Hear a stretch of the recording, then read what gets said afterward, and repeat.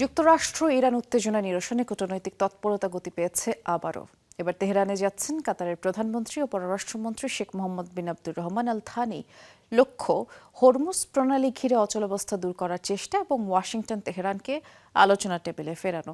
এর আগে পাকিস্তান ও ওমানের তৎপরতায় মিলেছে আলোচনার আভাস। আর মধ্যস্থতাকারীদের দৌড়ঝাঁপে শেষ পর্যন্ত কি নতুন কোনো সমঝোতার পথ তৈরি হবে? এখনও অবশ্য কঠোর অবস্থানেই দুপক্ষ।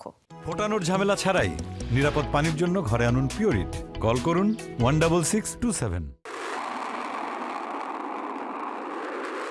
যুদ্ধবিরতি ভঙ্গ করে ইরানে যুক্তরাষ্ট্রের হামলা, বিভিন্ন মার্কিন ঘাঁটিতে তেহরানের পাল্টা হামলা, হরমুজ প্রণালী ঘিরে স্থবিরতা, দুপক্ষের অনমনীয় আচরণ, সব মিলিয়ে দীর্ঘদিন ধরে অস্থিতিশীল মধ্যপ্রাচ্য। যুক্তরাষ্ট্র ইরানকে কূটনীতির টেবিলে ফেরানোর চেষ্টা বন্ধ করেনি মধ্যস্থতাকারীরা। এবার তেহরান সফরে যাচ্ছেন কাতারের প্রধানমন্ত্রী ও পররাষ্ট্রমন্ত্রী শেখ মোহাম্মদ বিন আব্দুর রহমান আল থানি। ইরানি কর্মকর্তাদের সঙ্গে বৈঠক করবেন তিনি। প্রধান লক্ষ্য উত্তেজনা প্রশমন এবং সংলাপের নতুন একটি প্ল্যাটফর্ম তৈরি। সম্প্রতি পাকিস্তানের সেনাপ্রধান জেনারেল আসিম মুনিরও গিয়েছেন ইরান সফরে। দুপক্ষের বরাতে জানা গেছে হরমুজ প্রণালীতে অস্থায়ী নৌ চলাচল ব্যবস্থা এবং জলপথ থেকে মাইন অপসারণ নিয়ে আলোচনা হয়েছে।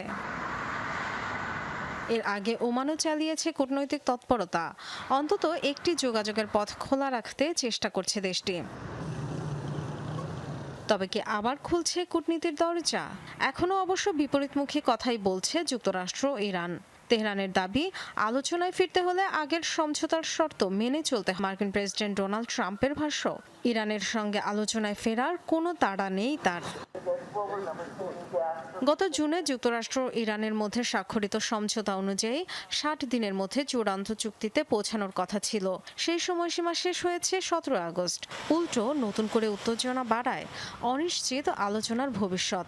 তারপরও থেমে নেই ইরানের প্রতিবেশী দেশগুলোর কূটনৈতিক তৎপরতা। ডরথি দাস্ট্রিন, যমুনা নিউজ।